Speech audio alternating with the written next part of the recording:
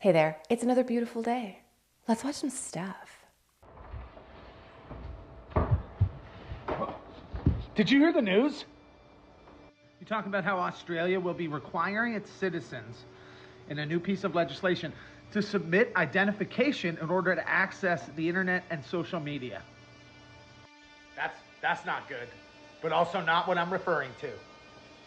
Perhaps you're referring to the military parade that the Taliban in Afghanistan held yesterday, in which it showcased an array of NATO and US weapons, including helicopters, which had been left behind.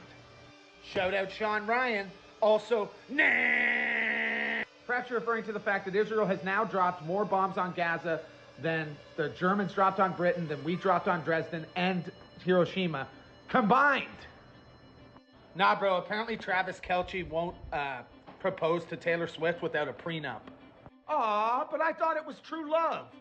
That is a fine example of the media putting something that is totally insignificant in the foreground for everybody to focus on while they hush hush tell you in the background, oh, by the way, these things are also happening.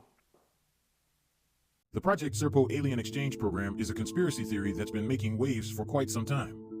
This theory suggests that the US government has been involved in an interstellar exchange program with extraterrestrial beings from a planet called Serpo, located in the Zeta Reticuli star system, the same system believed to be home to the gray aliens.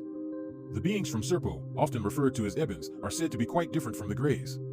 They're described as being humanoid, standing about 4 to 5 feet tall, with a skin tone that ranges from olive to pale yellow. Their eyes are slightly larger than ours and almond-shaped, but not as large as those of the grays. These unique features have made them a subject of intrigue in the world of alien conspiracy theories. A central aspect of the Project Serpo theory is the advanced technology possessed by the Ebens. It's believed that they have mastered interstellar travel using a propulsion system that allows them to traverse the 39 light years between Earth and Serpo in just a few months. This technology could potentially explain some of the UFO sightings that have been reported over the years. According to the conspiracy theory, the US government has been in contact with the Ebens since the 1940s. The story goes that after a UFO crash in New Mexico, the government recovered a surviving Eben, who then facilitated communication between Earth and Serpo. This led to the establishment of the Project Serpo alien exchange program in the 1960s, where 12 humans were allegedly sent to Serpo to live among the Ebens for over a decade. The purpose of this exchange program remains a mystery. Some believe it was an attempt to foster diplomatic relations between Earth and Serpo, while others suggest it was a scientific mission aimed at gaining knowledge about the Ebens and their advanced technology. There are even theories that suggest the Ebens are helping humanity advance technologically and spiritually. If there's anybody out there that's working on this particular project or any other alien project where you're sending people to other planets, I volunteer. You can find me. It's really easy to find me. So I'm here, I'm waiting. Let's go. Guys, check this out. This is a website called Leo Labs, and you can literally see all of the satellites around the entire world. It's awesome. We really have put a lot of crap out there, and that site's pretty cool. You can see all of the crap that we've put up there. Today, the emergency committee met and advised me that, in its view, the situation constitutes a public health emergency of international concern. I have accepted that advice. The detection and rapid spread of a new clade of Mpox in eastern DRC, its detection in neighboring countries that had not previously reported Mpox, and the potential for further spread within Africa and beyond is very worrying.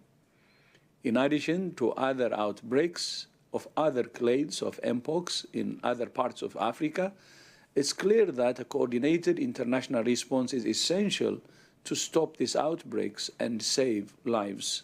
Okay, I have some weird things to say, and my goals here are to not get my video taken down by YouTube and not sound absolutely bat crazy at the same time.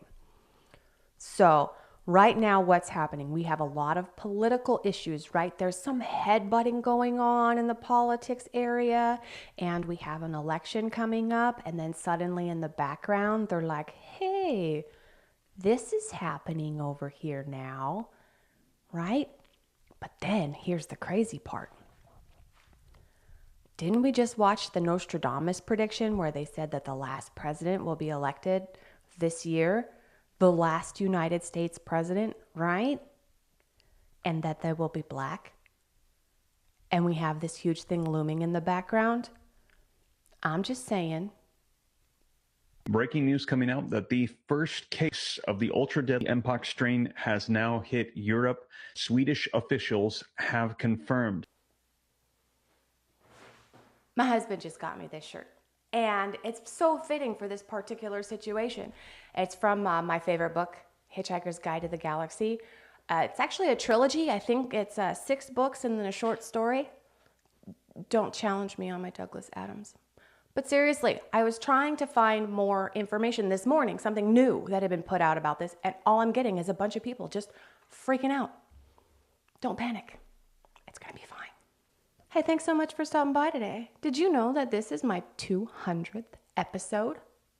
Right? Thank you so much for joining me on this crazy ride. It has been a lot of fun. I hope you're enjoying it as well. If you are, hit that like button for me. If this is your kind of content, won't you hit that subscribe button and come back tomorrow? Because I am doing this every single day. The Smithsonian Museum is covering up evidence that ancient Egyptians ventured to the Grand Canyon in North America, leaving behind hieroglyphs and mummies that have remained hidden for thousands of years. This conspiracy theory dates back to 1909, when the Arizona Gazette published stories about an explorer named G.E. Kincaid and his journey down the Colorado River. The paper reported that Kincaid discovered a cave entrance about 2,000 feet above the riverbed and decided to explore it. When I saw the chisel marks on the wall inside the entrance, I became interested, securing my gun, and went in. Kincaid reportedly told the paper. During that trip, I went back several hundred feet along the main passage till I came to the crypt in which I discovered the mummies. Kincaid described the crypt as one of the largest chambers, with walls slanting back at about a 35-degree angle. The mummies were arranged on hewn shelves, each with a small bench at its head, where copper cups and broken swords were found. Some of the mummies are covered with clay, and all are wrapped in a bark fabric, Kincaid said. He noted that all the mummies examined so far were male, leading to the belief that this section was a warrior's barracks. According to the report, Kincaid took numerous relics and shipped them to Washington. He also discovered large rooms chiseled out of the rock further inside the cave. Over 100 feet from the entrance is the cross hall, several hundred feet long, in which are found the idol, or image, of the people's god, sitting cross-legged, with a lotus flower or lily in each hand. The cast of the face is oriental, and the carving in this cavern, Kincaid reportedly said. The idol almost resembles Buddha, though the scientists are not certain as to what religious worship it represents. Considering everything found thus far, it is possible that this worship most resembles the ancient people of Tibet. The report claimed Kincaid found numerous other artifacts, including vases, urns, and copper and gold cups, which the Smithsonian was investigating. Most intriguing of all were the hieroglyphics. On all the urns, walls over doorways, and tablets of stone found by the image are mysterious hieroglyphics, the key to which the Smithsonian Institute hopes yet to discover. The engraving on the tables likely has something to do with the religion of the people. Similar hieroglyphics have been found in southern Arizona. Among the pictorial writings, only 2 animals are found. One is of prehistoric type, the report stated. Despite the extraordinary nature of these claims, the Smithsonian denies any involvement in such a discovery and asserts there are no records of Kincaid's existence. Skeptics argue that the tale was likely a hoax, similar to an 1878 story by noted hoaxer Joseph Mulhattan, who claimed Egyptian mummies were found in a Kentucky cave. Now, I totally believe that there is some stuff in the Smithsonian archive that they're just hiding away. Like this story. I love this story, and I believe it. And I believe that there were probably mummies found in Kentucky too, but the Smithsonian's like, no, that doesn't work for our narrative. We gotta get in there and then just kind of hush it up real quick. Just like the Vatican. We just talked about this recently, how they're in cahoots, right? They might be in cahoots because they're hiding all kinds of stuff that they got going on in there. And then thank you, Smedley Butler, for completing this whole little trifecta and including London. So yeah, they're all hiding all of our past because why? I don't freaking know.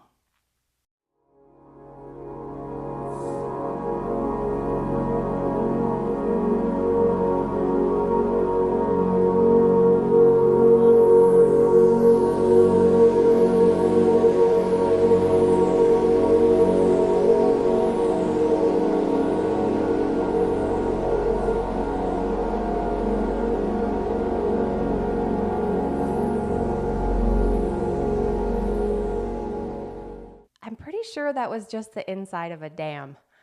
I'm not 100% certain, but I'm pretty sure. Can somebody confirm? And this has to do with David Lockridge, the whistleblower engineer and submarine pilot who was hired by OceanGate in 2015 to ensure safety during submersible and surface operations. Lockridge voiced concerns about quality control and potential flaws in the experimental submersible, and he was promptly fired by OceanGate. According to one report, he was given only 10 minutes to pack up his belongings and leave. Even more astonishingly, OceanGate sued Lockridge, alleging breach of contract, fraud, and misappropriation of trade secrets.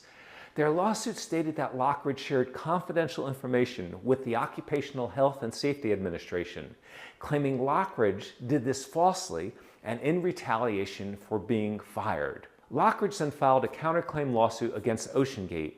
In it, he stated he discovered critical information during a meeting with executives on January 19, 2018. The forward viewport of the submersible was only certified for a pressure of 1,300 meters, while OceanGate intended to take passengers to depths of 4,000 meters, the depth of the Titanic. The experimental design, lack of non-destructive hull testing, and use of substandard materials were concealed from paying passengers. Lockridge expressed his concerns at the meeting, but instead of addressing them or taking corrective action, OceanGate promptly terminated him. That guy's pretty lucky that he wasn't completely taken out of the situation, like we hear happening with a lot of individuals that got some words to say against a company that did some bad things. These mysterious nanodevices have emerged as a mind-boggling revelation, intriguing scientists and researchers worldwide. Regardless of their diverse backgrounds and life experiences, individuals from various corners of the globe have reported the startling discovery of these minute contraptions within their bodies, all sharing a common thread: their accounts of being abducted by extraterrestrial beings. These encounters, undeniably traumatic, compelled the affected individuals to seek medical attention, wary of any potential effects inflicted upon them during these enigmatic interstellar encounters. It was during these medical examinations that the first chip came to light, sending shockwaves through the scientific community. Astonishingly, over the following 2 months, an additional 16 devices were uncovered across the globe, amplifying both curiosity and bewilderment. These sophisticated objects, undeniably exceptional, exhibited characteristics beyond the realm of human craftsmanship. To unravel their enigma, the medical experts seized the opportunity to subject these peculiar chips to rigorous analysis within the confines of the most advanced laboratories available. For instance, one of these enigmatic chips underwent thorough scrutiny at the renowned Los Alamos National Laboratory. It was here that researchers made a startling realization. These devices possessed attributes that surpassed anything ever conceived by human ingenuity. Primarily, the chips emitted radio waves and electronic fields, harnessing technologies that remain elusive to our mastery at such infinitesimal scales. Moreover, their composition perplexed scientists further, as traces of uranium and iridium were detected. An astonishing revelation considering the rarity of these elements. To add to the intrigue, these devices contained materials previously unknown on Earth, including carbon nanofibers and carbon nanotubes, pushing the boundaries of our scientific understanding. Perhaps the most stupefying aspect was their resilience. Even when subjected to destruction, these extraordinary devices regenerated within seconds, defying all known principles of material restoration. The implications of such rapid regeneration left researchers astounded, prompting them to question the very fabric of our understanding of physics and technology. As scientists delve deeper into the mysteries of these nanodevices, countless questions remain unanswered. Are they evidence of extraterrestrial intervention? Do they hold the key to revolutionary technological advancements beyond our grasp? Or do they herald an unforeseen paradigm shift in our perception of reality? The quest for answers has only just begun, propelling researchers into a realm where the boundaries of possibility are endlessly tested, and the enigma of these remarkable nano-devices continues to captivate the imaginations of scientists and the public alike. Tagging has been a very common story amongst abductees. And you know, when they go in and like dig out the thing, they're like, oh no, we didn't find anything. Don't worry, you're fine. It's all good. Speaking of alien tech, I just finished a series called Epics, Wars, and Maybe Alien Tech, and it's from our friend Sam Fisher. There we go. There he is. It's this week's shameless plug. I absolutely love this series, and I'm getting ready to start the Media, Mindspace, and Manipulation series, and I know it's going to be fantastic. So why don't you go by, check them out, and see if there's something there that you might enjoy. Once again, Sam Fisher. Thanks for sticking around for today's shameless plug. The American Civil War of 2024 is about to erupt, and behind me is a list of districts that voted either Democrat or Republican, so I thought it would be a really good projection to see how the Civil War possibly went when it started, because we all know we're not going to have an election this year because of the way things are going. So let's take a look at the map and their congressional districts and where the fighting is going to happen. We'll start with California. Over here, a mostly Democratic state. You've got nestled right there in the middle a small Republican bastion, but they're going to get pushed out and they're going to have to head into Nevada to Lake Tahoe. Doesn't matter how many guns the Republicans have over there, they're going to get run over by some Toyota Priuses. There's plenty of them out on the road, so they're going to get pushed into Nevada. Now let's go to the East Coast. You've got a small nestled conservative bastion over here at the south end of New Jersey, but they're going to just get pushed into the ocean. There's nowhere for them to go. They can't go north in New York City. They can't go west into Philadelphia because it's all Democratic right there, and we all know Philadelphia is ready to rock because they destroy their town every time their sports team is in whatever playoffs.